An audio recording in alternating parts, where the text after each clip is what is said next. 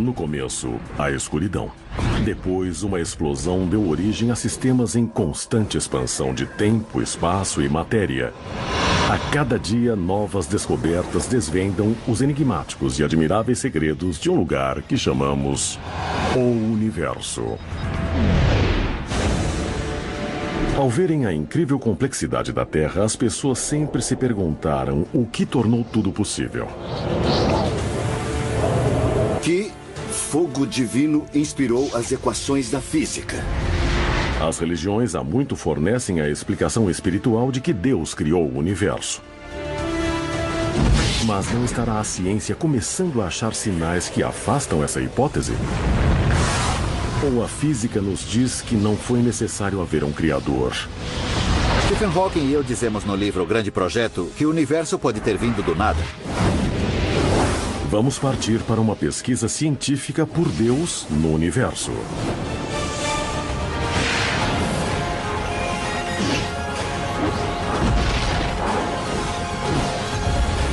O universo. Deus e o universo. O universo pode ser um lugar muito violento, onde galáxias rotineiramente colidem e estrelas exauridas explodem. Mas também é um lugar que deu nascimento a algo absolutamente extraordinário. Pelo menos aqui, na Terra. Seres conscientes e sensíveis. Por que o universo existe dessa forma inteligível é um mistério, mas para mim, pelo menos, isso sugere que há uma profunda ligação entre o universo, o grande esquema que se desenvolve e seres como nós.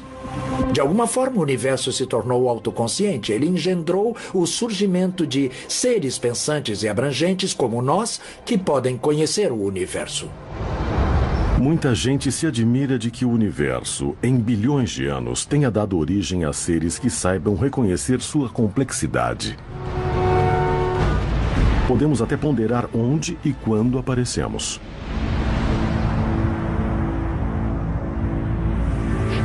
Mas na aurora da história, as pessoas pensaram que sabiam a resposta a essas questões profundas. Os antigos viam o mundo como um globo de neve. A Terra era essencialmente plana, como um disco, coberto por um domo, que nós chamamos em português de firmamento. E no firmamento estavam pendurados estrelas e planetas.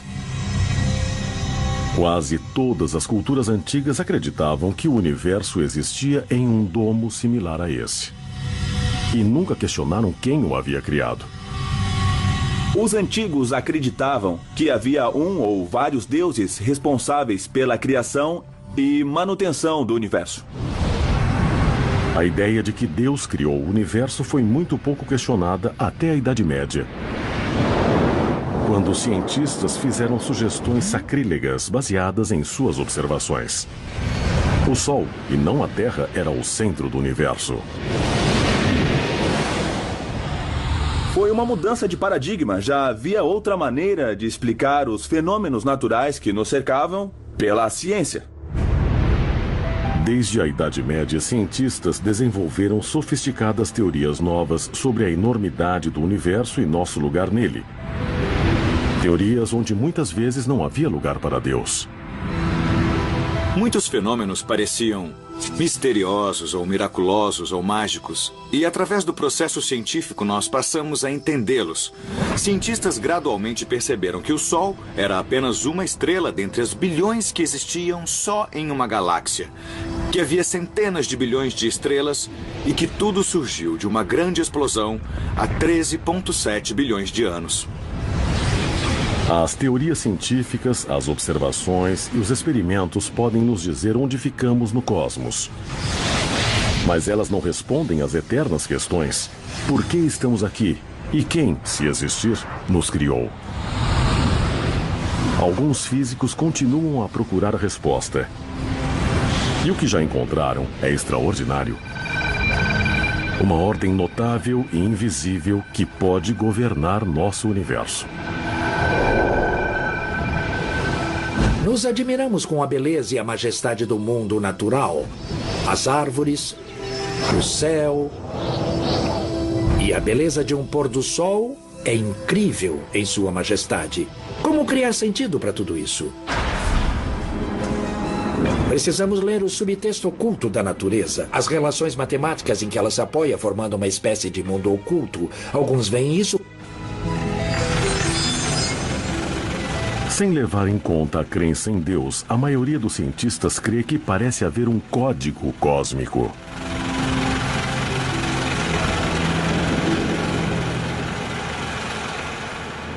Tudo no universo é determinado pelas forças fundamentais da natureza.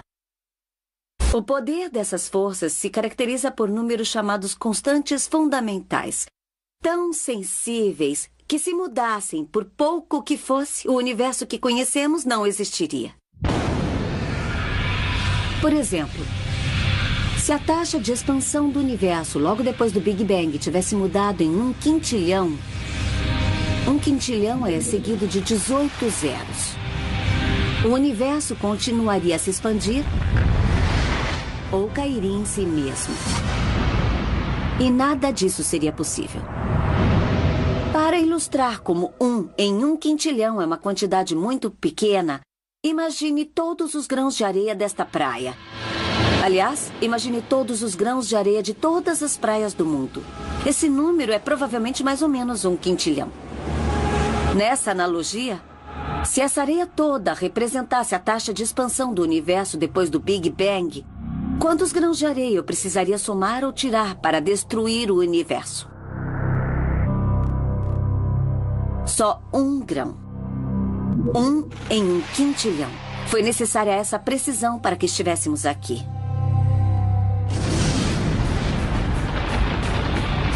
Mas apesar de o Big Bang estar perfeitamente calibrado, a vida inteligente jamais teria se formado se a matéria tivesse se espalhado por igual no universo. Se tivesse sido uniforme, não teria havido partes maiores que gravitariam para formar estrelas e galáxias. Então precisamos de pequenas irregularidades na distribuição da matéria pelo universo. Se elas tivessem sido muito menores, estrelas e galáxias não teriam se formado. E se tivessem sido muito maiores, tudo teria entrado em colapso em buracos negros. Mas mesmo com a distribuição certa da matéria pelo universo, a vida jamais teria se formado sem uma complexa série de processos dentro das estrelas que converteram hélio e hidrogênio em elementos mais pesados, como o carbono, que formam a base de todos os seres vivos. Algumas estrelas explodem, fornecendo matéria-prima para a formação de novas estrelas, planetas e, afinal, a vida.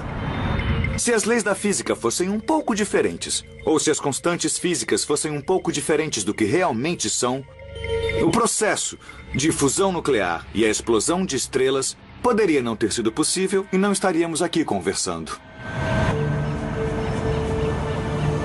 Não conheço nenhum cientista que discordaria da afirmação de que o mundo é extremamente engenhoso. Não é só matemático, ou bonito, ou elegante, mas é a manifestação de algo realmente extraordinário. Como esse extraordinário ajuste perfeito do universo pode ser menos do que a inequívoca evidência de um Criador divino? Muitas vezes se diz que a delicada sintonia fina deve ser evidência de que alguma coisa a ajustou assim.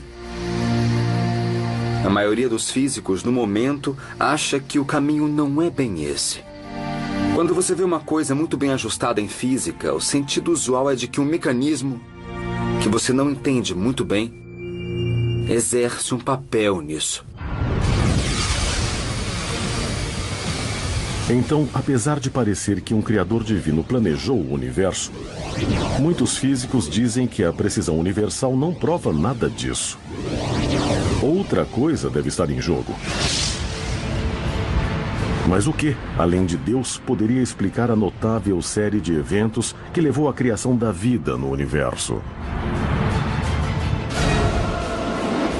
Um argumento bastante divulgado parece ser tão incrível quanto a ideia de Deus. É a teoria dos universos múltiplos.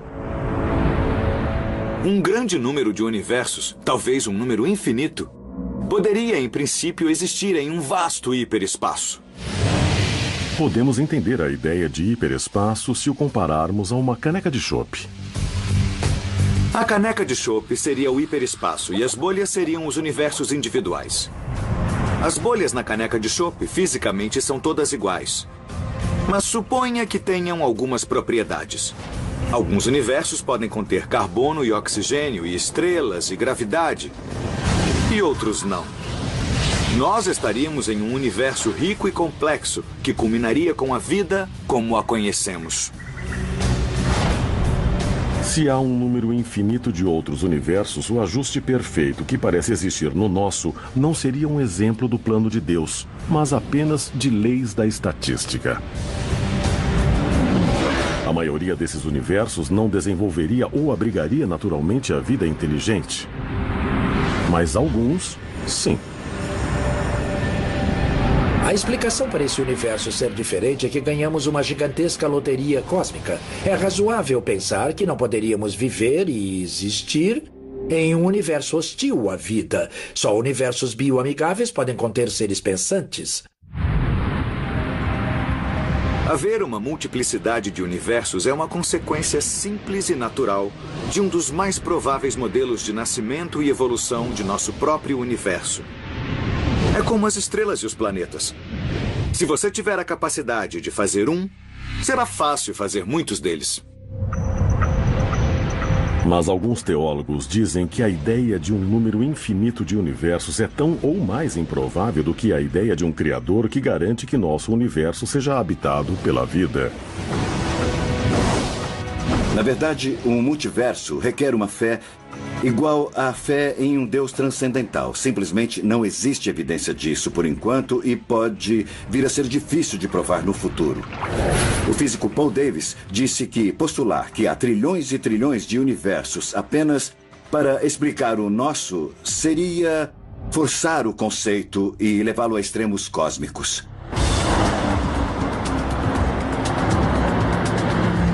O debate sobre a questão de Deus no universo pode logo entrar em uma fase explosiva. Novas e impressionantes teorias sugerem que poderia existir uma dimensão inexplorada a milímetros de distância de cada pessoa da Terra.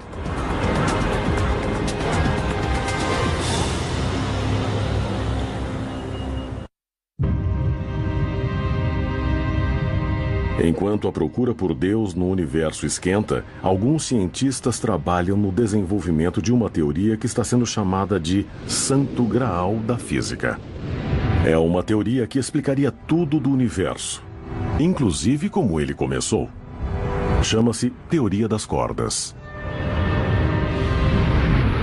A teoria das cordas é uma tentativa ambiciosa de puxar todos os temas separados da física e juntar todos em uma grande teoria unificada.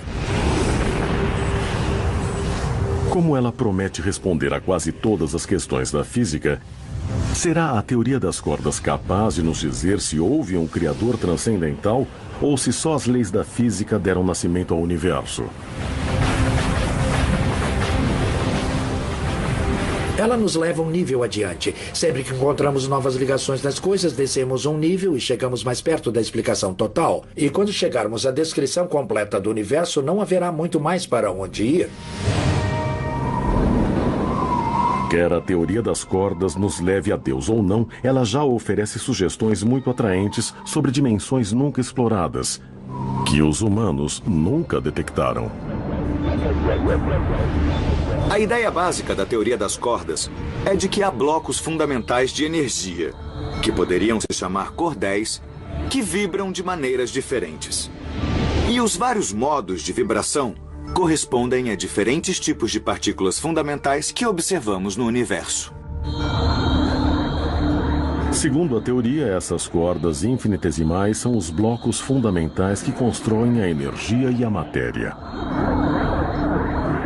Mas a matemática por trás da teoria sugere uma conclusão surpreendente.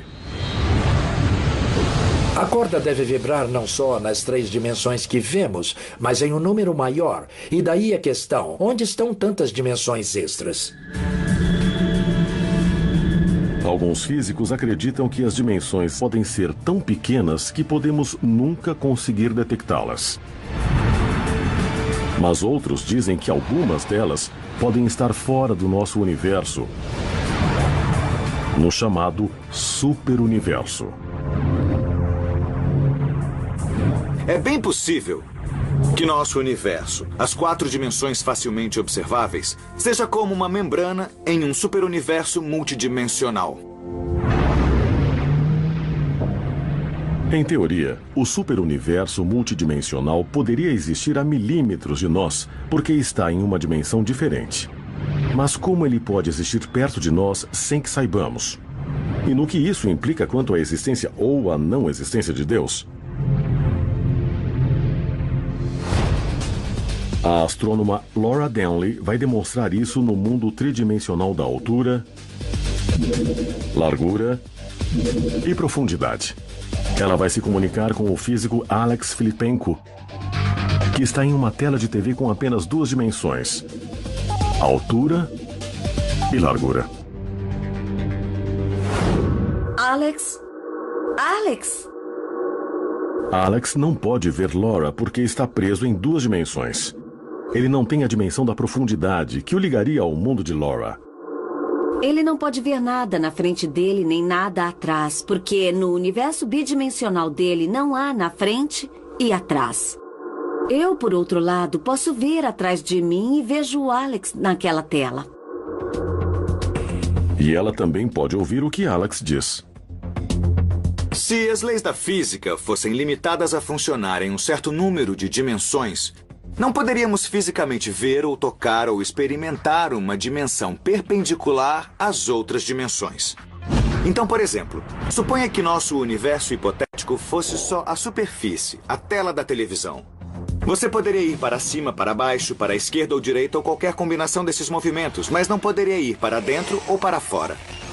Essa dimensão seria matematicamente descritível, mas seria uma dimensão fisicamente inacessível. Alex! Apesar de Alex poder estar na mesma sala de Laura sem poder vê-la ou ouvi-la, poderia haver dimensões ocultas perto de nós que nunca seriam detectadas. Se Deus ou outras criaturas conscientes existirem em um número maior de dimensões, eles poderão nos ver e chegar perto de nós sem que saibamos. Você pode imaginar ou especular que pode haver formas de vida inteligente que vivem nesses cenários multidimensionais. Porque vemos de certa forma seus efeitos em nossas dimensões. Mas não percebemos que são realmente agentes vivos que afetam nossa vida. Certamente, no momento, a ciência não pode refutar isso. Eu acho que ficamos no nível da especulação. A teoria das cordas diz que nosso universo se estende em outras dimensões, mas não diz que nada em particular viva nessas outras dimensões. Não há um velhinho barbado criando o universo ou puxando as cordas. Teólogos argumentam que não encontrarão Deus na realidade de 11 dimensões, predita pela teoria das cordas, porque ele transcende o superuniverso. Escondida nas 11 dimensões da teoria das cordas, há uma quantidade imensa de ajustes perfeitos. Mas escondida nas 11 dimensões da teoria das cordas, não existe uma realidade incondicional, completamente inteligível e também irrestrita e continuamente criativa.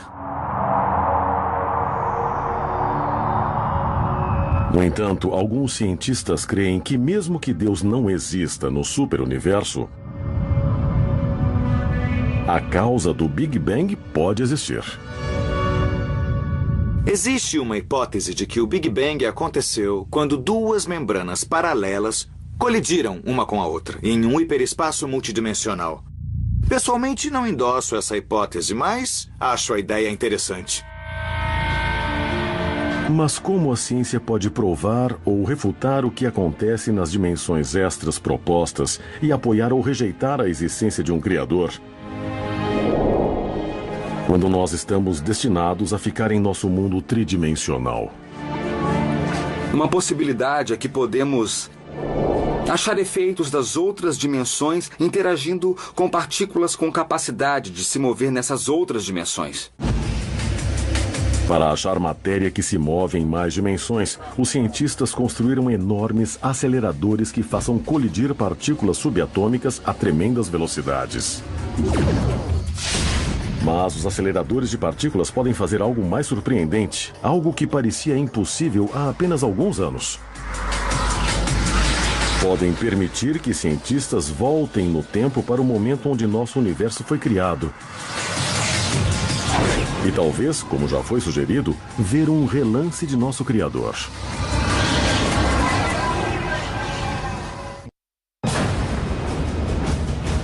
Para ajudar a determinar se Deus ou as leis da física sozinhas criaram o universo,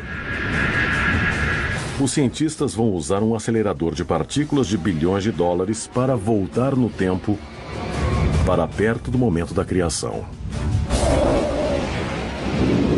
Para realizar esse feito notável, os físicos vão impulsionar partículas subatômicas em sentidos opostos em uma enorme pista oval. Quando as partículas de matéria chegarem quase à velocidade da luz, os cientistas vão fazê-las colidir.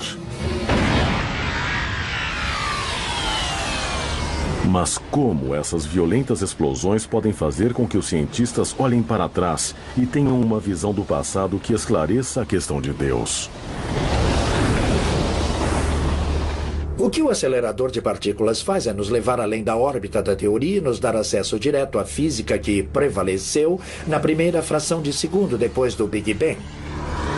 Essas colisões de alta energia das partículas elementares usadas nos experimentos geram energia o suficiente para criar, por um momento, as condições do primeiro instante do universo.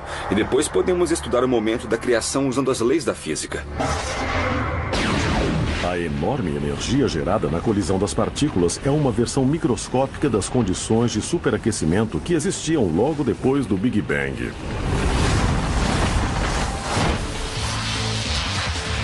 Uma analogia útil do que acontece em um acelerador de partículas pode ser vista nesses carros com controle remoto andando em uma pista.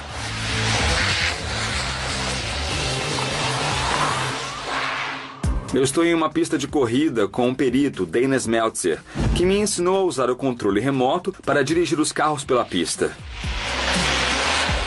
Dana, que velocidade os carros alcançam? 40 km por hora. Equivale a um carro de tamanho real ir a 400 por hora. Ótimo para a nossa demonstração, porque objetos pequenos, os carros, andando pela pista em alta velocidade, são exatamente o que acontece no acelerador. Ali você tem partículas fundamentais girando no túnel a velocidades incríveis, quase a velocidade da luz, acelerados pelo túnel por meio de poderosos ímãs. Queremos que os carros representem as partículas hiperrápidas que giram no acelerador de partículas. Vamos acelerar os carrinhos e, claro, eu estou imaginando que seria divertido fazer os carrinhos colidirem. Será que podemos fazer isso? Podemos, mas será um grande desastre. O que vai acontecer? Vai ser pedaços para todo lado. Então, vamos lá.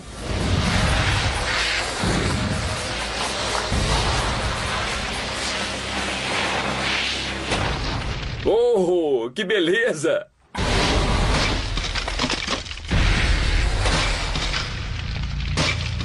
Pedaços por toda parte. Vamos lá olhar.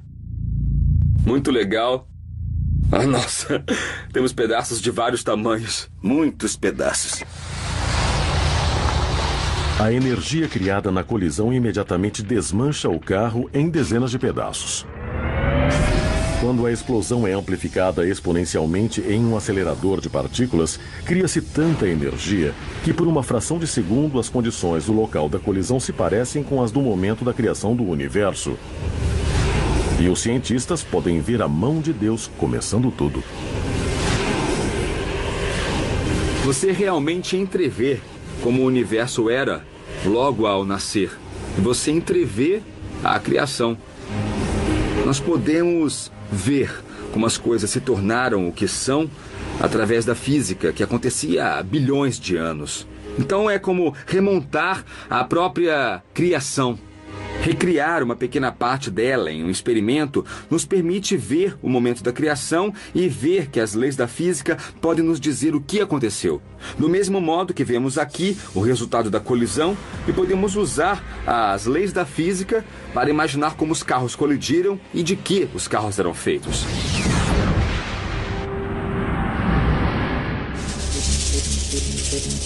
Os aceleradores de partículas ainda não responderam à questão de Deus porque as últimas tecnologias não conseguem gerar energia o suficiente para voltarmos ao exato momento da criação. Até aqui, os cientistas alcançaram a fração de segundo depois do Big Bang, sem achar nada que não pudesse ser explicado pela física. É claro que as pessoas querem voltar ao primeiríssimo momento, o momento em que alguém poderia ver, por assim dizer, a mão de Deus ou sua marca registrada. Ainda não chegamos lá. Após todos os experimentos e observações que fizemos, não houve uma só exceção às leis da física. Então eu acho que podemos afirmar que milagres não acontecem, que tudo pode ser explicado pelas leis da natureza. Bom, até esta altura, não se descobriu nada que não pudesse ser explicado pelas leis da física. Mas isso não quer dizer que no futuro não possa haver milhares e milhares de coisas que foram recém-descobertas, ainda não explicadas por qualquer lei da física. Por que isso? Porque a própria ciência deve estar aberta a novas descobertas. No entanto, se os cientistas são capazes de usar as leis da natureza para explicar tudo, vamos poder, um dia, entender em termos científicos conceitos como alma, consciência, céu e inferno? Provavelmente é pedir demais à ciência que um dia ela ache soluções e equações que representem o céu ou o inferno ou qualquer outra de nossas lendas mitológicas antigas. A coisa será bem mais sutil do que isso.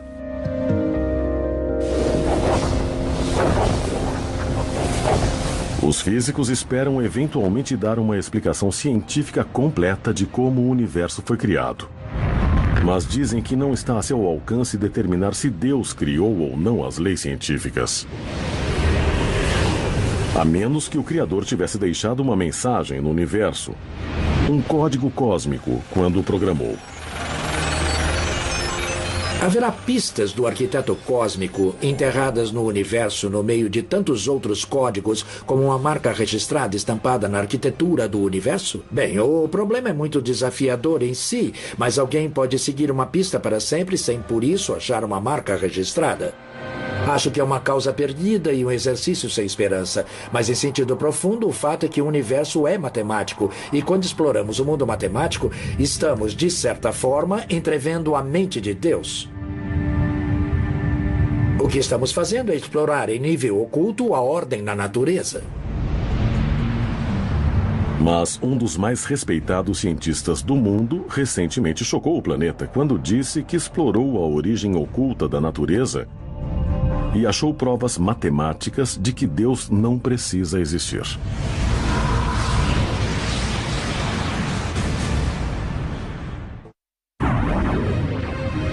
Enquanto o debate sobre Deus e o universo faz furor, o famoso cientista Stephen Hawking disse em seu livro O Grande Projeto que os últimos cálculos da teoria quântica sugerem que um criador universal não precisa ter existido. Hawking e o coautor Leonard Mlodinow afirmam que as leis da física permitem que universos inteiros se formem espontaneamente.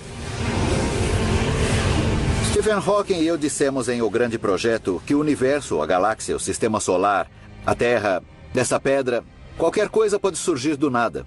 Podem ter surgido espontaneamente de um vácuo quântico. Então não seria necessário Deus criar o universo. Ele segue as leis da física. O universo pode ter sido formado espontaneamente do nada, porque, segundo a física quântica, as partículas podem se formar do nada por um tempo e desaparecer novamente. Isso pode ser feito em laboratório e pode ser medido. Então, pode haver inúmeras pequenas flutuações quânticas que desaparecem, mas, em alguns casos, as condições se tornam favoráveis a outras expansões. E isso pode criar um universo a partir de essencialmente nada. Mas Filipenko e outros físicos dizem que não sabemos como ou quando as leis da física se originaram. Isso é muito significativo, porque os críticos dizem que a criação espontânea pressupõe a existência de uma natureza antes do Big Bang. O nada de que fala Hawking se refere a vácuo quântico, regido pelas leis da física. É como dizer que eu tenho uma conta no banco, mas, infelizmente, na conta bancária eu tenho um saldo zero.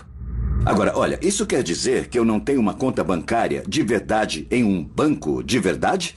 Claro que não. Não é porque o saldo é zero que a conta não existe de verdade no banco. Quando os teólogos falam do que existia antes do começo do universo, eles imaginam que era realmente o vazio. Se o universo não fosse nada, isso implicaria dizer que algo além do universo, algo que fosse transcendente a ele, teria criado o universo, tirando-o de nada para alguma coisa que antes era nada. E essa entidade transcendente seria Deus. Stephen Hawking responde com uma elegante e surpreendente teoria, que pode ser demonstrada em um edifício da Universidade do Sul da Califórnia. Estou caminhando sob o domo do planetário do Observatório Griffith em Los Angeles. O domo dá uma boa ilustração da ideia de origem do universo, chamada de proposta de não limite. Nossa melhor teoria de origem do universo nos diz que o universo veio de um único ponto. Toda a matéria, o espaço, o tempo, a energia e até as leis da física parecem ter eclodido para a existência, vindos de um ponto só. No entanto, quando os cientistas usam as clássicas leis da física para imaginar como o Big Bang começou, encontram o que se chama uma singularidade. Um lugar onde as leis da física parecem não valer. E um Deus transcendente seria teoricamente necessário para começar o universo. É um problema e tanto para os cientistas. Mas Stephen Hawking e outros proponentes da proposta de não limite o contornaram dizendo que o universo não começou numa singularidade. Eles dizem que o começo do universo não foi um ponto, foi mais como um domo. Logo depois do Big Bang, o espaço e o tempo se curvaram juntos. Por mais difícil de imaginar, Hawking diz que o tempo começou como outra dimensão do espaço. Com a proposta de não limite, nunca as leis da física deixaram de funcionar. Espaço e tempo não tinham limites, beiradas, não tinham começo nem singularidade. Então, tentar viajar de volta no tempo, até o momento do início do universo, é como tentar viajar a norte do Polo Norte. Ou, nesta analogia, mais alto do que o topo do domo. Você não pode ir lá, porque esse lugar não existe. Se você traçar uma história cósmica até onde você pensa que foi o primeiro momento, tudo se funde numa espécie de confusão quântica, de modo que não há o momento de criação. É uma ideia boa a gente achar que o universo seja independente. Nunca houve um antes. O tempo não se estende para trás pela eternidade. O tempo começa com o universo. O espaço também. Mas de tal maneira que não há um primeiro momento singular. Se a proposta de não limite e a criação espontânea forem verdades, diz Hawking, o universo não teve realmente começo e não teria precisado de nada além das leis da física para poder existir. Então, de que serviria um criador transcendental? Não faria sentido alguém dizer de repente, vou fazer o universo. Não existe mais esse ponto no tempo.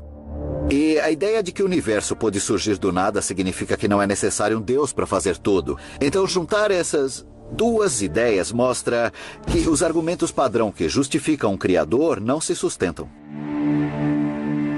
Os críticos de Hawking e Mlodinow dizem que a proposta de não limite é uma teoria elegante que pode até estar correta. Só que não tem nada a ver. Ninguém está dizendo que o universo se expande infinitamente para trás no tempo. O que dizemos é que seu ponto inicial é uma condição não clara. Então, falando francamente, isso ainda exige um começo. Para contradizer Stephen Hawking e apoiar a ideia de Deus, muitos teólogos citam o teorema de Borde-Gutwilenken. Formulado por 3 eminentes físicos, ele atesta que qualquer universo em expansão tem de ter tido um começo. Isso é verdade, eles dizem, mesmo que o universo seja parte de um multiverso e desde que os universos estejam em expansão. O que eles mostraram foi que qualquer modelo de universo em expansão deveria ter um limite no tempo passado. E mesmo que esse limite só indicasse uma transição a um novo tipo de física, até mesmo essa condição exigiria algum tipo de limite no passado. Então, afinal, vamos ter de ir a um começo antes do qual o universo não era nada. O que implica que alguma força transcendente o criou. Com cada lado dessa discussão citando suas complicadas evidências matemáticas sobre um possível começo e um possível criador, quais equações estão certas? Stephen Hawking expressa isso muito bem. Temos várias descrições matemáticas de mundos possíveis. O que foi que disparou um sistema específico de equações e criou um universo regido por elas? É uma boa pergunta. O que foi que literalmente soprou realidade nessas equações que as capacitaram a fazer alguma coisa, a queimar, a explodir, a se tornar um universo? É uma pergunta muito boa e que implica em um criador transcendente. O debate a respeito de se um Deus transcendente ou se as leis da física sozinhas inspiraram o universo continuará até acharmos evidências definitivas de um ou outro. Mas alguns físicos acenaram com uma intrigante terceira possibilidade. Por mais estranho que pareça, eles dizem que o universo pode ter sido criado por uma espécie alienígena tão avançada que se tornou indistinguível da própria natureza.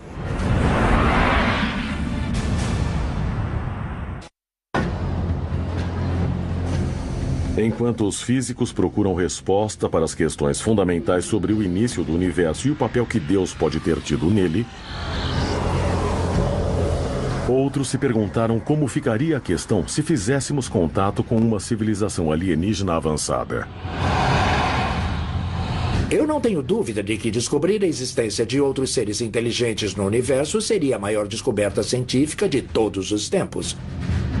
Mas isso inevitavelmente teria impacto nas religiões do mundo, porque elas se referem a seres humanos, uma espécie, e ao planeta Terra, um planeta. É inevitável, porque as religiões foram criadas quando não se conhecia outras coisas. Mas teria uma espécie alienígena avançada um Deus totalmente diferente ou um conjunto deles? Ou mais profundamente, teria ela tal conhecimento científico que teria provado que uma consciência divina não existe? Eu não acredito que vamos descobrir nada surpreendente numa cultura alienígena desenvolvida. Porque acho que eles teriam as mesmas dúvidas transcendentes que nós temos agora.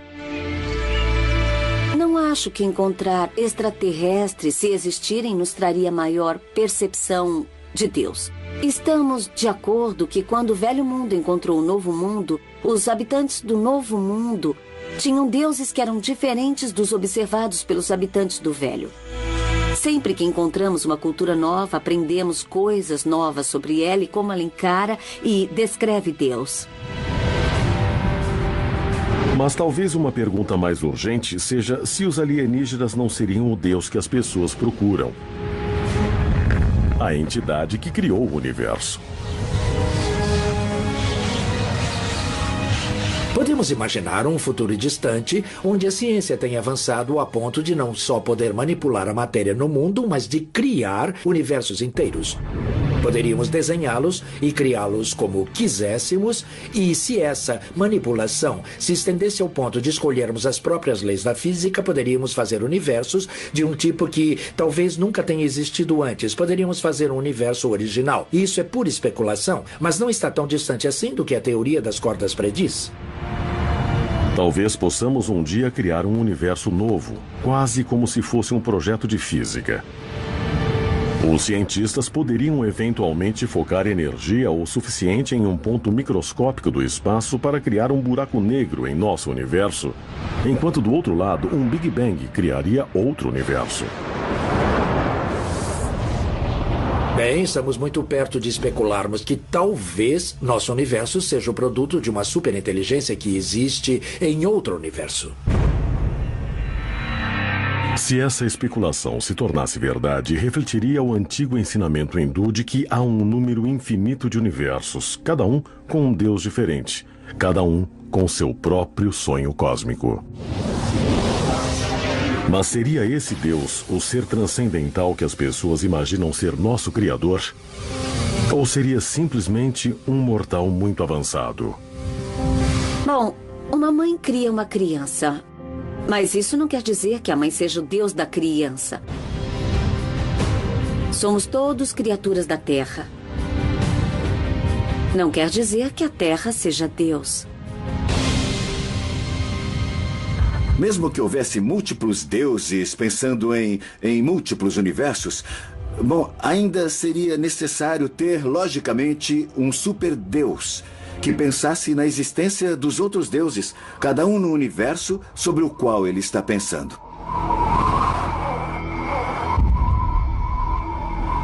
É claro que o famoso ensinamento hindu prossegue dizendo que tudo pode ser revertido. As pessoas podem não ser o sonho dos deuses, mas os deuses podem ser o sonho das pessoas. Essa é a questão fundamental que as pessoas tentam responder. Estamos apenas sonhando com uma ordem divina do universo? Ou a ordem divina nos conduz a isso? No fim, o ponto é: se não houver meios científicos de testar a hipótese por experimentos de observações, nós não temos realmente uma hipótese científica.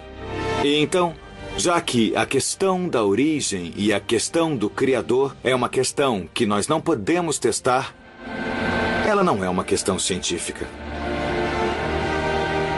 A ciência não pode refutar algo que esteja além do nosso universo. Isso pela simples razão de que a ciência pega os seus dados dentro do próprio universo. Isso, então, equivale a dizer que, bom, um desenho animado qualquer resolve usar os dados do próprio desenho para refutar o próprio desenhista. Simplesmente não pode ser. O papel de Deus foi diminuído pelo avanço da ciência. No entanto, não há oposição entre os dois. Nunca chegará o dia em que nós entenderemos tudo.